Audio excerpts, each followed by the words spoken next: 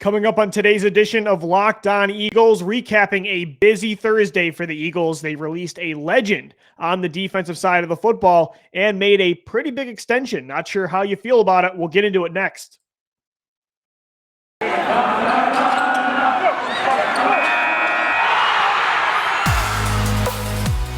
You are Locked On Eagles, your daily Philadelphia Eagles podcast. Part of the Locked On Podcast Network, your team every day.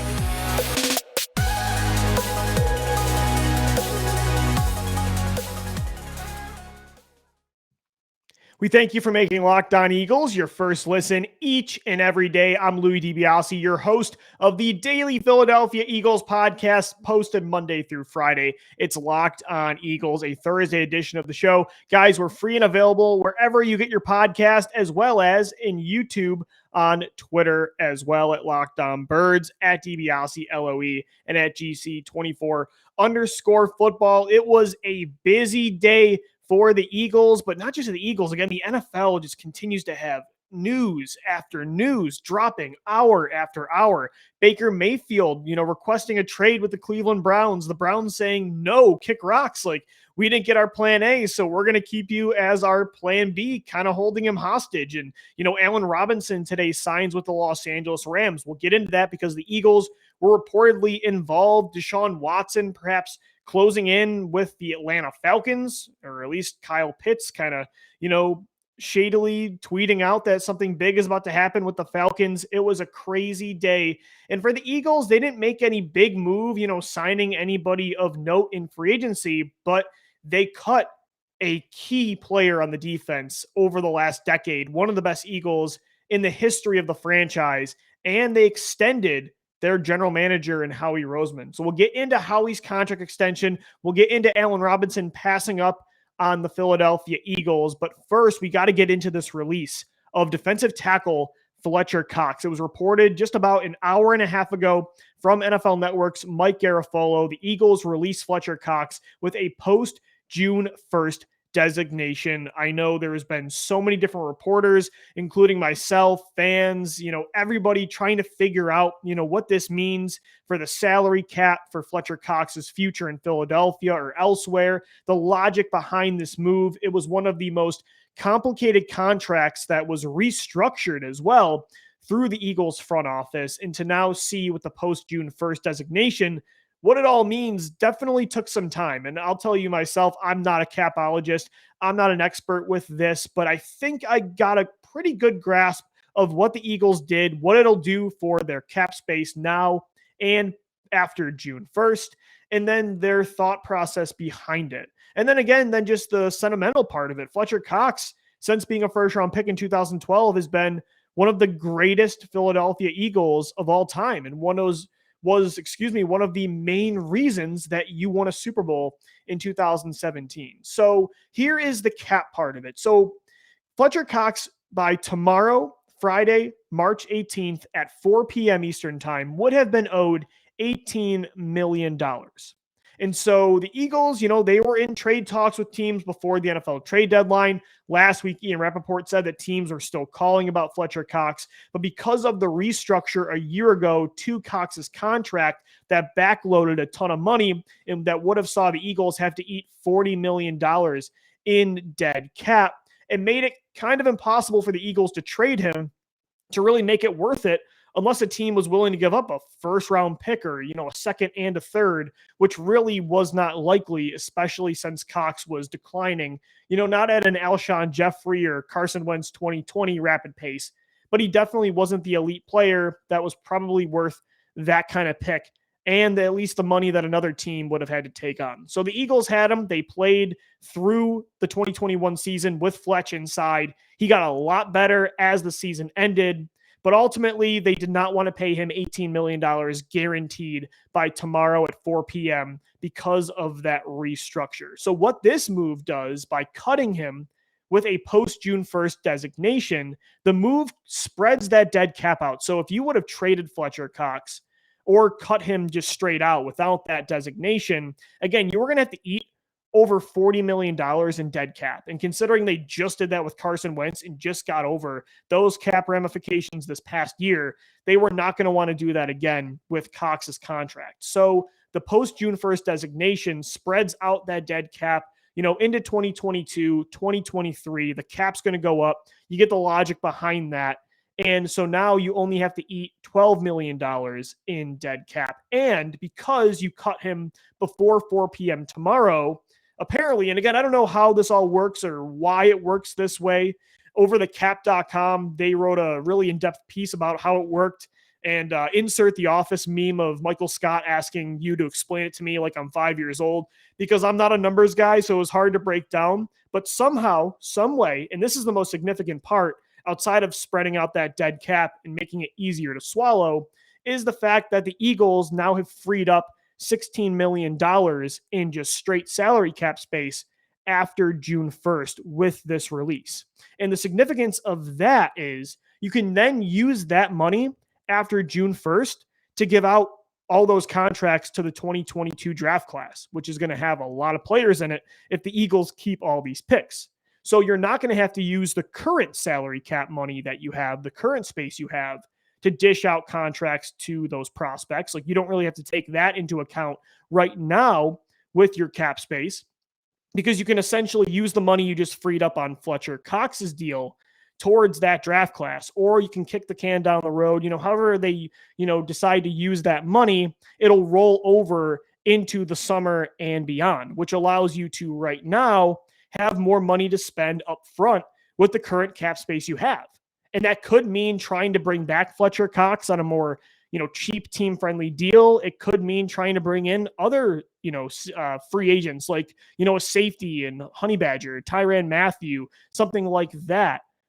Essentially what it does, again, is you took the money that you could save now towards other players and you use it. Well, I should say you should use it towards other players by saving that money you were going to give Cox later on, and then using the money in June towards whatever you decide. So again, it was just, yes, you lost Fletcher Cox and you risk not getting him back, but it provides more flexibility with the money that you, in a contract that you kind of put yourself in a pretty bad hole with, because you decided to restructure because you thought Fletcher Cox was a player that was still going to be at the top of his game for a long time.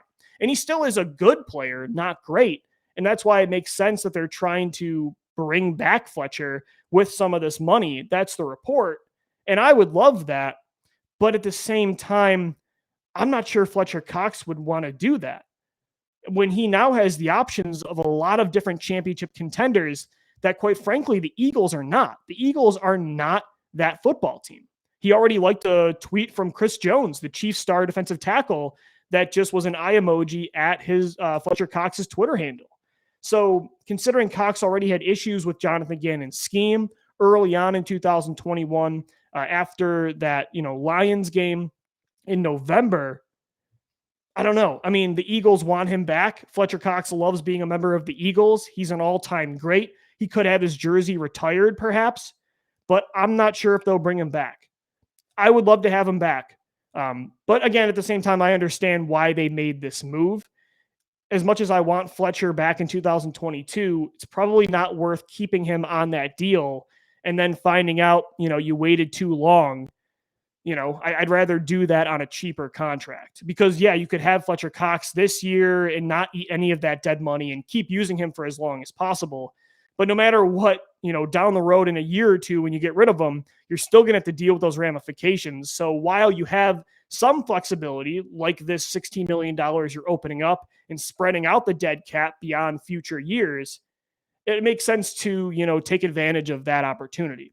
Not to mention the fact that you have, Milton Williams supposedly going to take a big step in year 2. You still have Javon Hargrave coming off what was one of the best years of his career.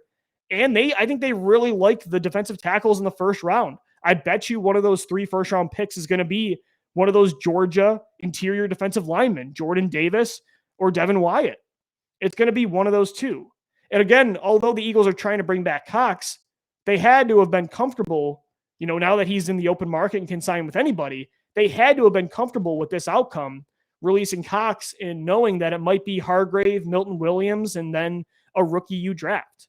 So, it's crazy. And this wasn't, I don't know, this contract was pretty bad. And again, it was tough. And as you can see, there was a lot of different aspects to it. It was pretty complicated. But at the same time, like, this was one of Howie's bad moves, but it wasn't as bad as like the Alshon Jeffrey backtrack or when they backloaded his deal, since Fletcher Cox can still play.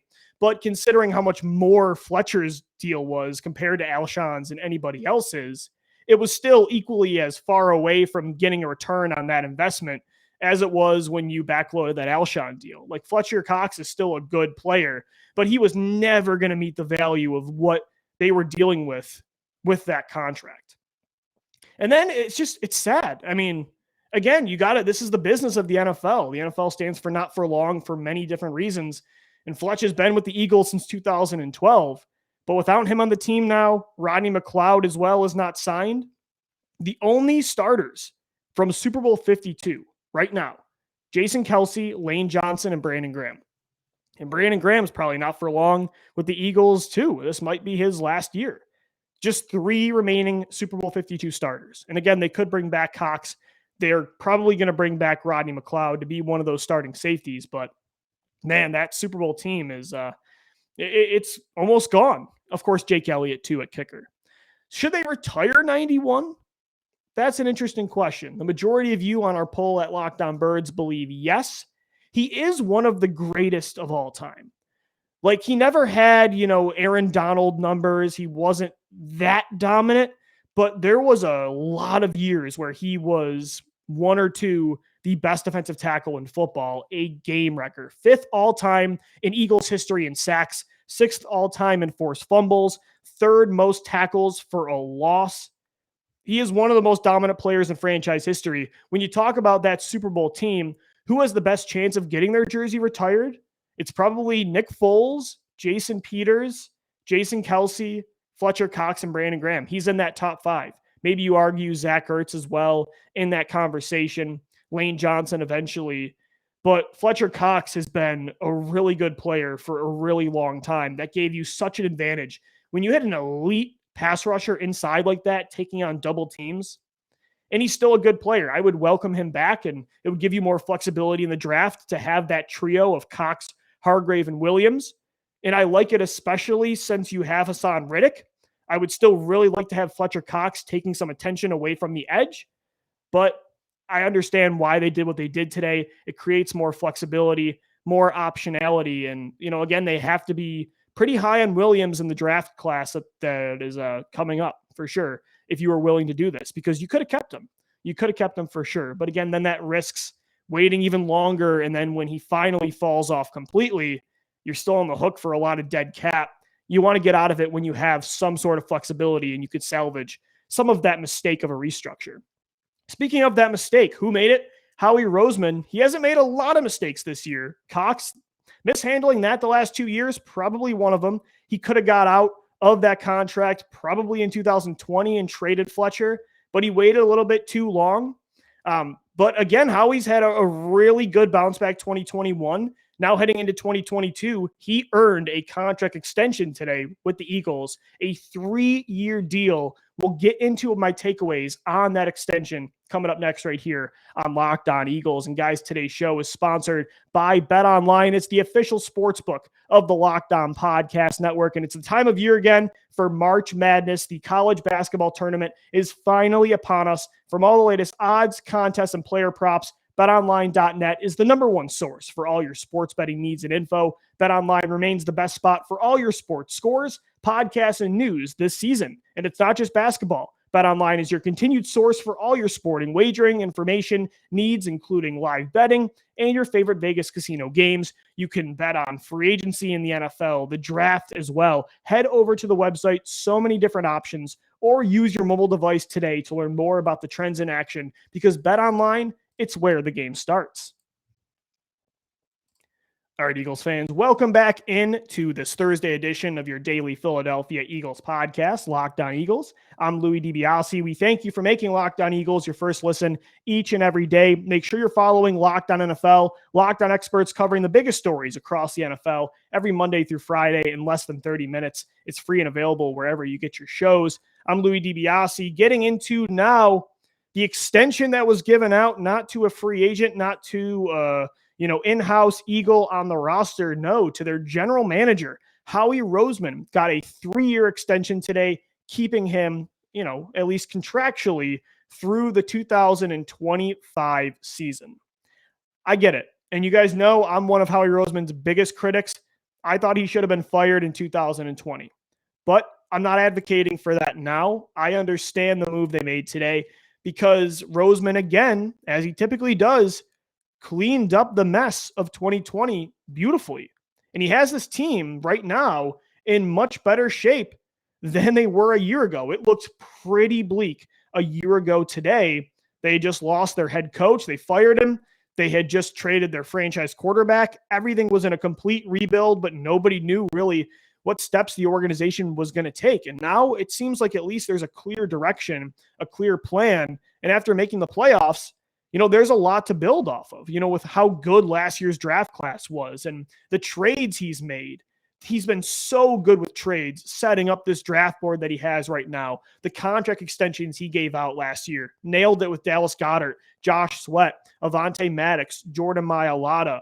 It looks really good what Howie is building right there on the football field. We'll see about quarterback. That's the biggest domino to fall, and that's always going to dictate a general manager's success is what he does at the quarterback position. But everything else, and even Jalen Hurts he wasn't bad last year. So things are looking good. Not great, but they're looking pretty promising.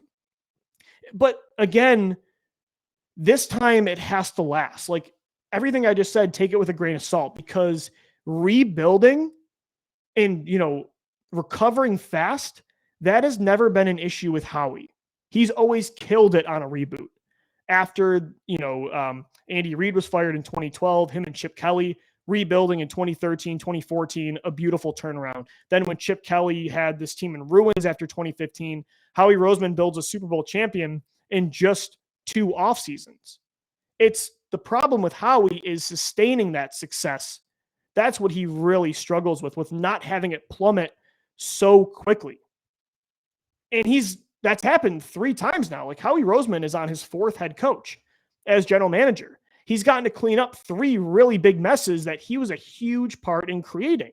And nobody really gets that luxury. It is certainly a rarity to have that opportunity. But because Howie is so good at rebooting, when you have that situation where you have to rebuild, Jeffrey Lurie trusts Howie to do it more than anybody because he got the track record. But the double-edged sword here is that he also has the track record of creating that mess. It's time for it to last. It cannot plummet again. Like, I don't know. Maybe he would, but Howie Roseman can't be going into his 5th head coach. This one has to be more sustained. I got into a debate today with Mike Gill of 97.3 ESPN, who said that the Eagles haven't had, they've had one back-to-back losing stretch in the 21st century. And so because of that, they've had sustained success. I mean, part of it's true. They've made the playoffs in 4 of the last 5 years. That's certainly, in its broadest definition, sustained success. But at the same time, when you look at the way they've had their success and with, different regimes each time having the success, right? Like turning it around quickly with Chip Kelly making the playoffs, then Doug Peterson, then Nick Sirianni. Yeah, those all count, but they were all quick rebuilds. Like they were all massive plummets and then regime changes. So would you consider that really sustained success?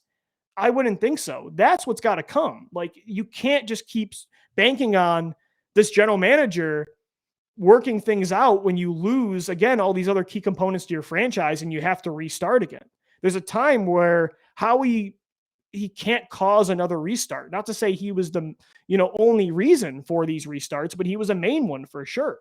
And I've always had the doubt that maybe there's a shelf life. Coaches become frustrated with more success they have with the power dynamic of this franchise, the more success they find, the blame game starts. And when Howie plays that, he's a survivor and how things work with Howie in that situation, his inconsistent draft history and the way he botched the quarterback situation last year, that has him and the Eagles with a built up reputation for sure.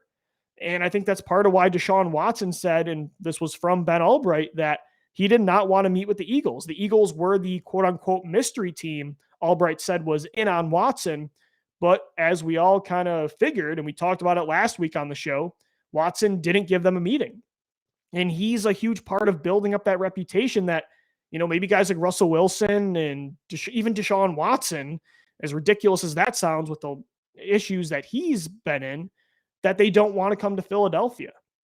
So again, he's been great at rebuilding, and Howie is so good with understanding value. He's so good in trades and, being able to predict how a board falls in the draft and, salary cap space, the salary cap. He's so good at maneuvering and finding value late in the draft. There is a lot to like about Howie Roseman. 100%. He's very innovative, creative. I think he is willing to adapt, but then at the same time, he has a lot of the same issues that are pretty self-destructive and can really cause a downfall of this team. And you got to wonder if he learned. Has he learned from his mistakes of 2020? It seems like so far he has, but that's how he felt after 2016 and 2017 as well. And then after they won the Super Bowl, he kind of reverted back to his old ways. And when things get bad, Howie kind of reverts back into the thing that, again, has torn this team down at times. Will that happen again? I'm not sure.